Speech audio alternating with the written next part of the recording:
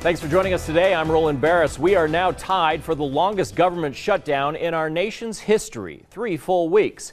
Routine food inspections have now been suspended by the FDA. More than 1,000 contracts for subsidized housing have expired. Air traffic controllers and TSA agents working without pay.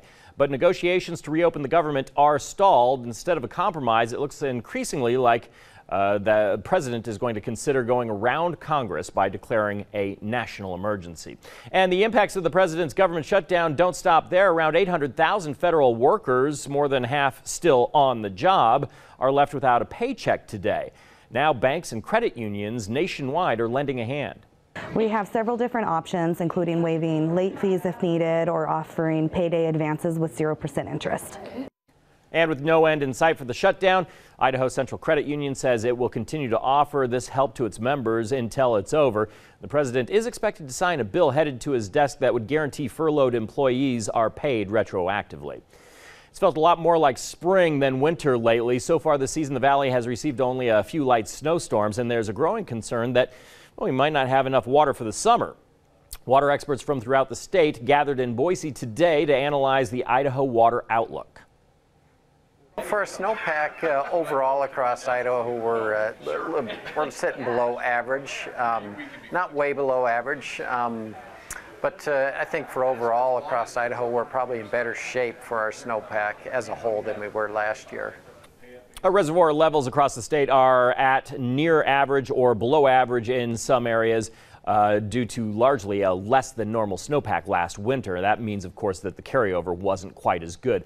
But experts say there's still plenty of time this winter for the snowpack to catch up. Now, Chief Meteorologist Scott Dorval with the On Your Side forecast.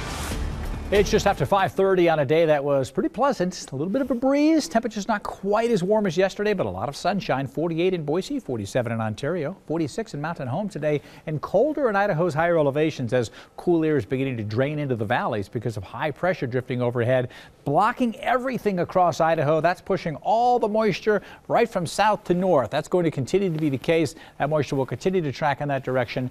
Even if a few high clouds make their way in, they'll tend to melt away. It will dry out and get next to nothing with that big old fat H right overhead. Big storm system though in the center part of the country, bringing advisories and warnings right through the center part of the nation. It'll go all the way to the nation's capital. There are all flood warnings down in the south, all this green. So in an El Nino weather pattern, the southern tier of the U.S. can get a lot of precipitation. That's where all the precipitation is, with lots of snow in the central part of the U.S. Sunshine returns for the Treasure Valley tomorrow and Sunday and Monday. There will be areas of clouds. So you think, oh, well, where's the sunshine? The clouds will be low. They'll be patchy and they'll be in a certain locations. They'll move around, but I think sunshine will dominate. 42 tomorrow, 39 on Sunday, and the morning low temperatures are colder, and they're going to stay cold with the thick frost developing each morning, lows in the 20s. Precipitation comes back by mid next week, but it will be in the form of rain. Might start out as a mixed rain and snow or freezing rain, but goes right over to rain as temperatures soar back to the mid 40s with heavy snow falling back into the mountains by this time next week, if not Wednesday or Thursday.